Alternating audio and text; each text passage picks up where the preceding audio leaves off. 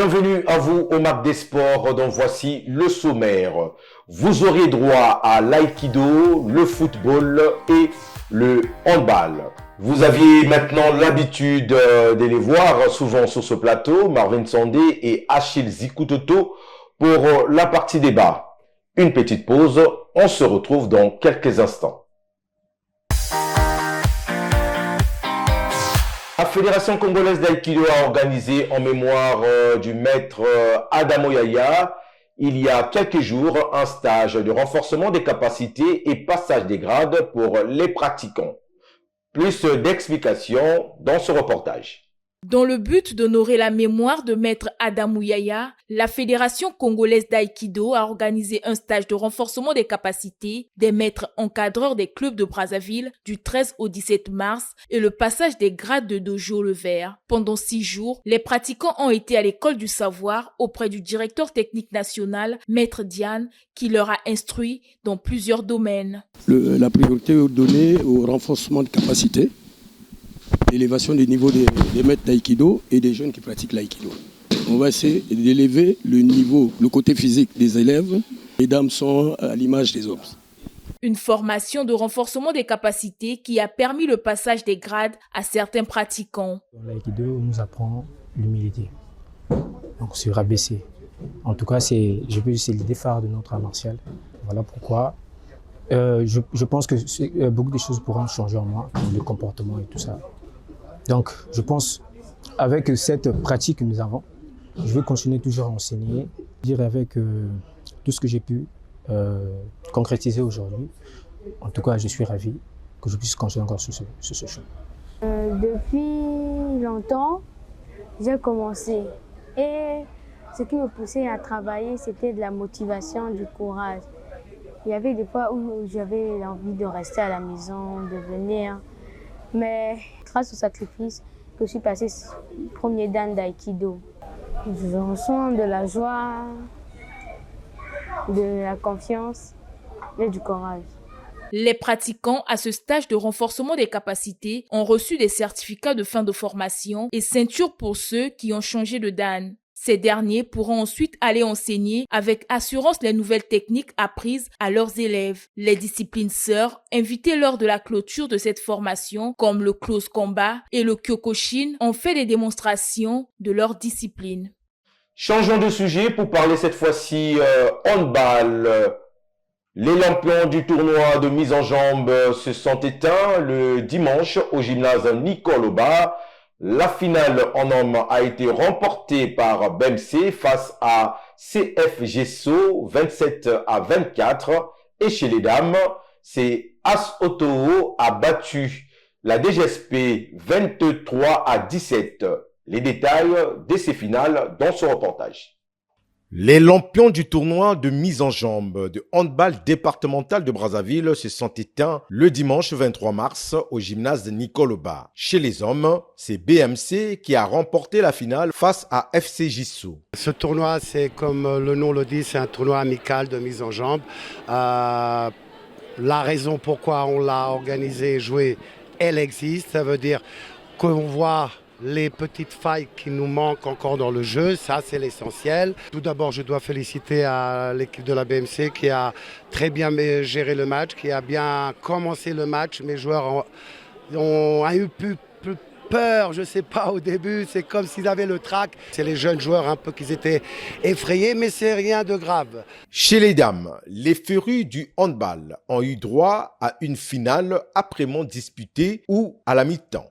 Le score était à égalité 10 partout entre Otoo et DGSP. C'est en deuxième mi-temps qu'Otoo a pris le dessus sur la DGSP, score final 23-17. Ce tournoi de mise en jambe a permis aux équipes hommes et dames qui iront représenter le Congo dans les compétitions continentales de se servir de ce tournoi comme une préparation. La crise tripartite entre la FECOFOOT et la commission ad hoc, sans oublier le ministère des Sports, a pris un nouveau virage qui a obligé la commission ad hoc de faire une sortie de route.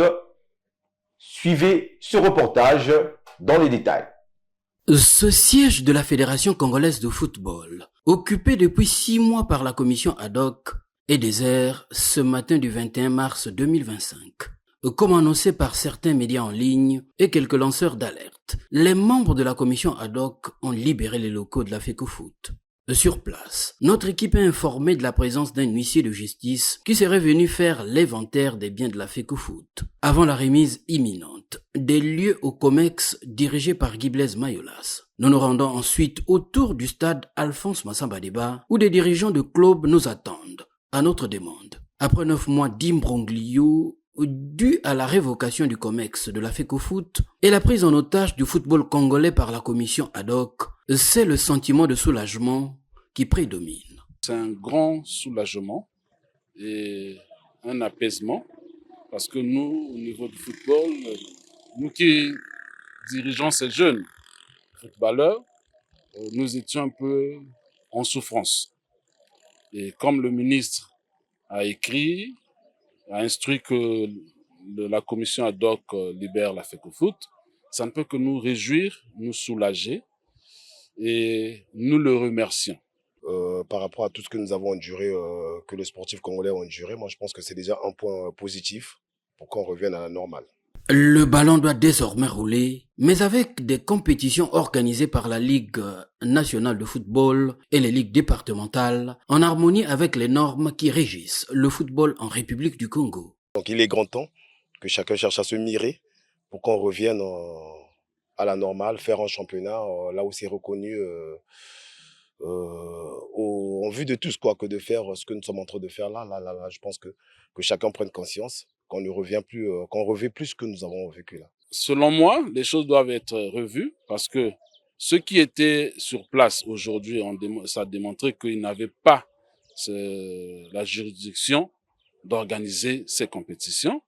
Je pense que ceux qui vont revenir, ceux qui ont le droit, vont revoir des choses pour que nous puissions revenir à la normale. Il est désormais question de se resserrer les coudes autour du même idéal pour faire rayonner le football local dans la cohésion de tous.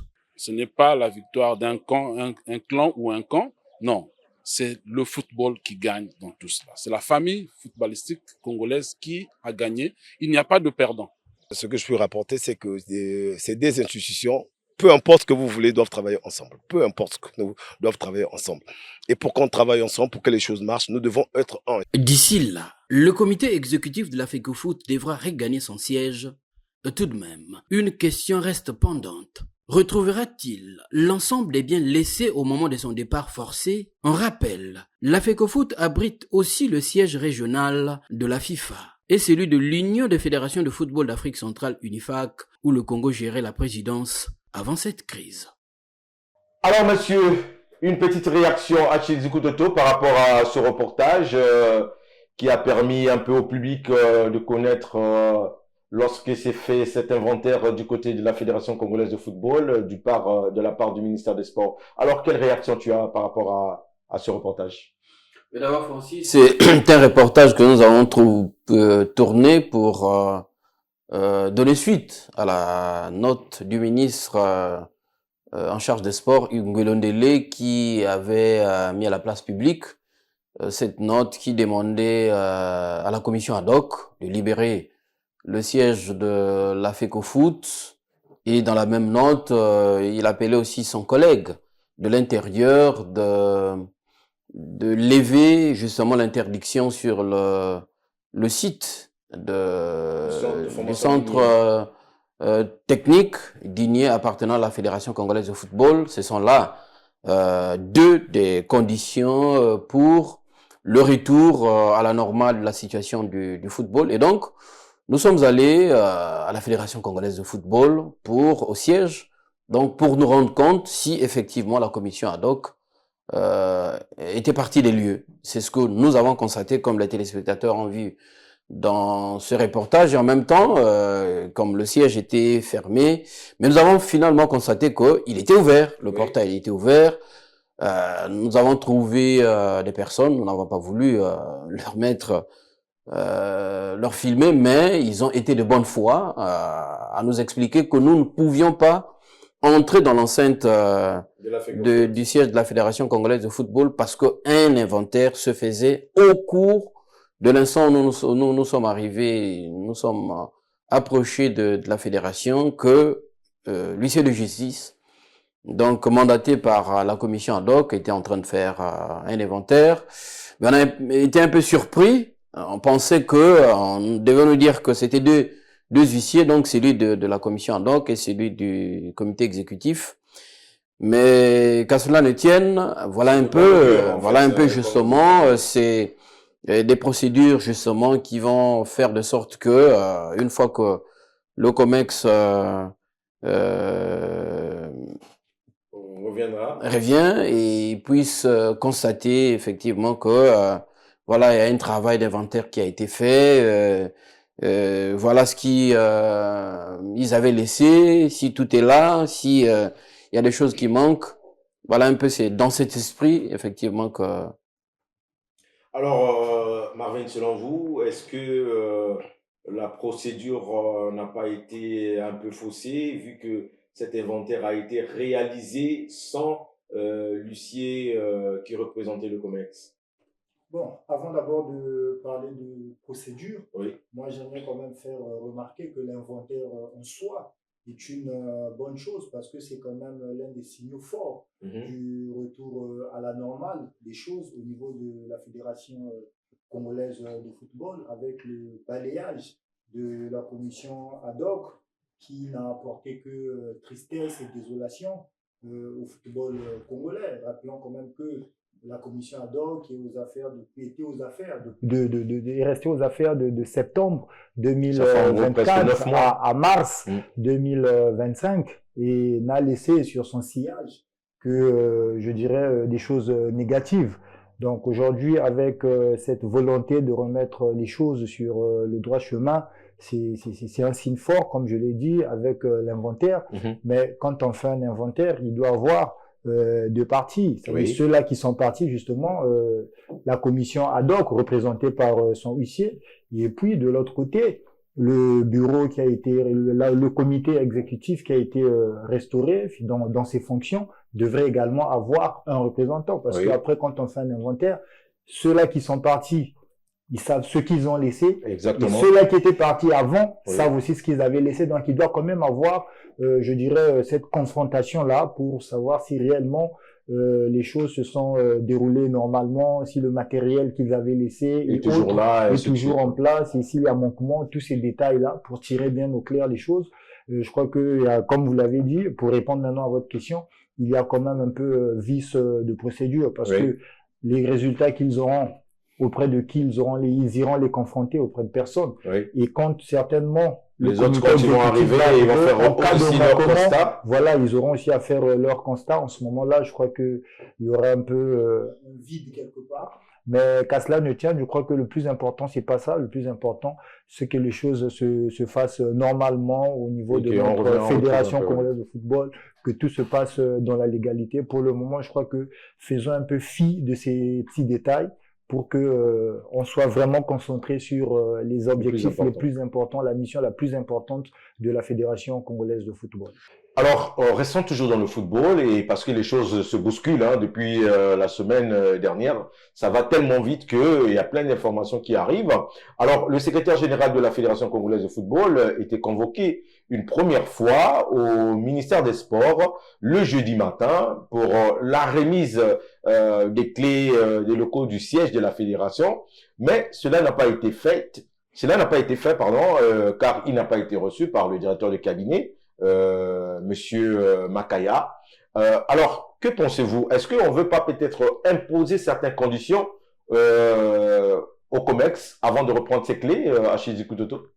Alors Francis, je mets un petit bémol, je pense qu'il ne faut pas qu'on soit toujours comme enclin dans la crise. On sait que la situation est en train d'être dénouée, je pense, je ne suis pas l'avocat du DIRCAB, du ministre des Sports, mais certainement qu'il y a eu un impondérable, un imprévu qui lui a empêché. Bon, le même jour, il me semble qu'au niveau du tribunal de grande instance, il devait avoir audience pour annuler justement cette décision de révocation.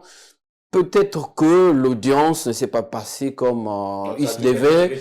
Je semble savoir que c'est le même jeudi que l'huissier, certainement sur demande aussi du ministère des Sports, s'est retrouvé au niveau de la Fédération congolaise de football. Et donc, lorsqu'on met toutes ces informations, là, on peut se dire que tout n'était pas encore fin prêt, je suppose. Oui. Je suis en train de suppiter pour que ça se fasse, pour que le DIRCAB soit reçu, le secrétaire général de la Fédération congolaise de football soit reçu. Ça a été un peu certainement triste pour le SG de venir passer beaucoup de temps au ministère de Sport sans être reçu, mais j'imagine que ce n'est peut-être pas de mauvaise foi forcément qui n'a pas été reçu. Il y a certainement, comme je dis, des conditions qui n'étaient pas encore à 100% réunies, qui ont certainement empêché le DIRCAB de recevoir le secrétaire général de la FECOFOOT. Marvin, rapidement. Bon, tout ne doit pas toujours être vu ou bien analysé de mauvaise manière. Oui. Il y a, comme l'a dit Achille, je rejoins son raisonnement. Il se pourrait que à la dernière minute, certains détails n'étaient pas encore au point pour que le SG de la Fédération congolaise de football soit en possession des clés.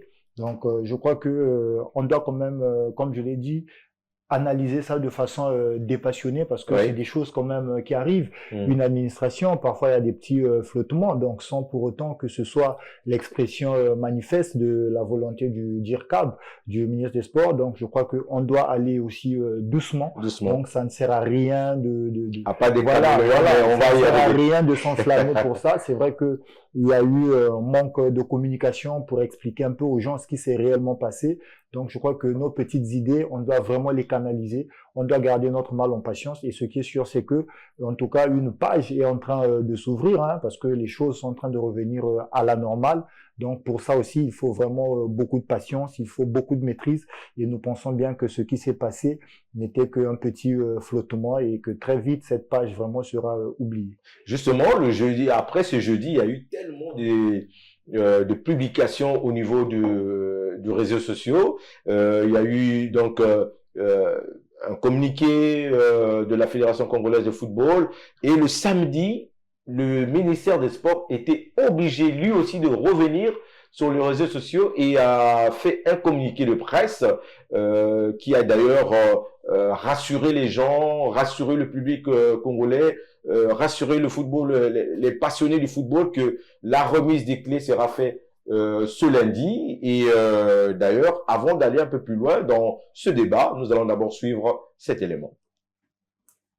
Et je crois que vous êtes même au courant du contenu du courrier que le ministre a adressé au président de la commission ad hoc. C'est clair.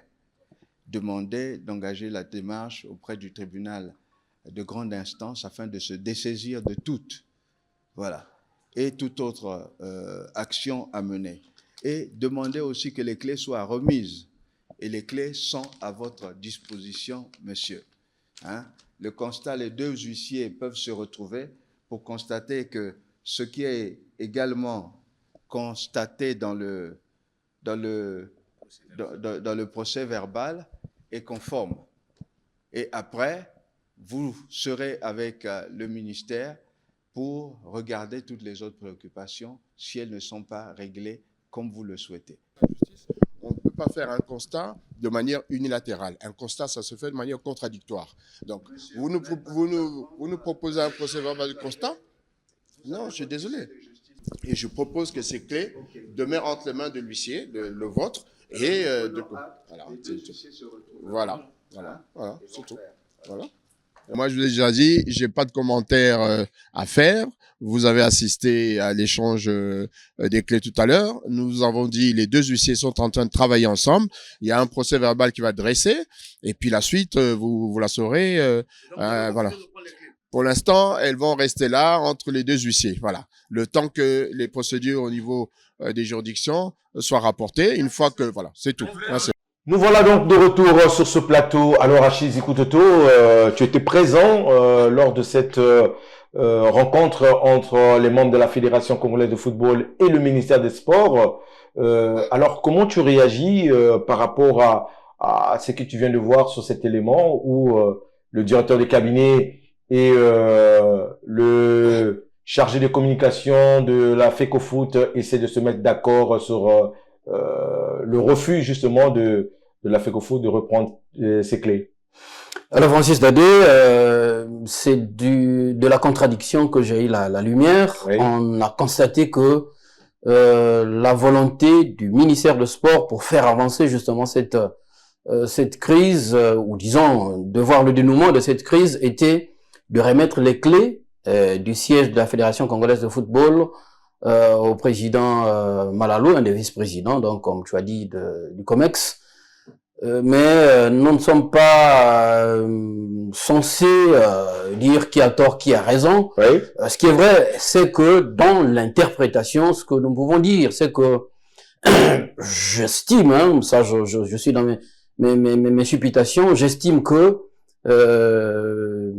le président Malalou, qui représente la Fédération congolaise de football, s'est dit, a été hésitant par le simple fait que mais tout à fait, parce que le COMEX a été délogé de son siège à partir d'une ordonnance du tribunal de grande instance de Brazzaville, et normalement, c'est à travers notre jugement, ou disons une autre ordonnance en rétractation, donc une ordonnance qui va annuler la première, que le COMEX devra reprendre la possession justement de son siège. Une réaction par rapport à cela? Tu penses que les membres, le président Malalou a eu raison d'agir ainsi par rapport à cette séance de travail, que de laisser d'abord les huissiers travailler et ensuite voir comment les choses vont se dénouer? Et il faut attendre, d'après lui, il faut vraiment attendre la décision juridique avant de rentrer, de reprendre possession des clés et du siège, de tout ce qui va avec tout ce qui concerne la FECOFOOT. Je crois que les conditions, les préalables posés par Monsieur Malalou sont tout à fait fondés. Oui. Ils se comportent en bon légaliste, donc ils veulent faire appliquer les choses dans les normes. Il doit donc avoir respect des procédures. C'est une forme de prudence, je pense bien, et ils ont tout à fait raison. C'est pour éviter qu'à la longue, qu'il y ait encore d'autres petits soucis qui pourraient peut-être encore entacher, je vais dire, leur retour aux affaires. Oui. Donc ils veulent reprendre les clés en toute sécurité, en toute prudence, et cela doit se faire, comme ils l'ont souligné, en présence des deux huissiers, pour que le travail se fasse en toute transparence. Et je pense bien que c'est quelqu'un qui a quand même aussi envie de faire avancer les choses, mais de la meilleure des manières.